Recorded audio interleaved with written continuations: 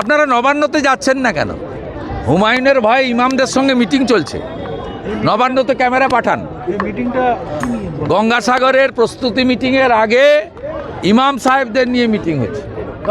আমি বলবো ইমাম সাহেবরা ওবিসি সার্টিফিকেট নিয়ে একটু প্রশ্ন করবেন মুখ্যমন্ত্রী।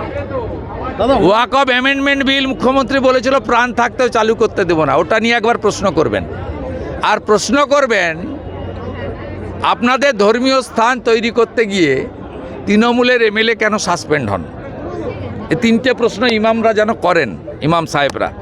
নবান্ন তো এখন ওনাদের নিয়ে বসেছেন, ড্যামেজ কন্ট্রোল। আমাদের বিষয় নেই, আমরা সংখ্যালঘুদের বলি মোদিজিকে দেখে উন্নয়নের জন্য ভোট দাও।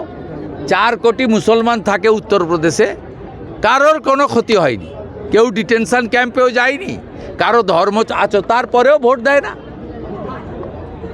সেই জন্য তো বলি জাত পাত কি করো বিদায়, হিন্দু হিন্দু ভাই ভাই। দাদা যুব ভারত